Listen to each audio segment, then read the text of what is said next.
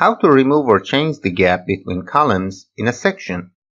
You might have seen that there is a gap between columns in a section in Elementor.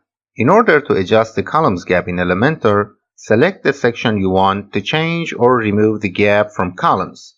Okay, let's select it so that a new dashboard on the left will emerge with the section setting. In Layout tab, look for Columns Gap. If you want to remove the gap entirely from all columns of the section, select No Gap. In order to change the size of the gap, you can try other options. Okay, let's try them all. And when you are done, click on Update to save the change. Also, if you select a column, and then if you go to Advanced tab, you have access to margin and padding options. Thank you for watching.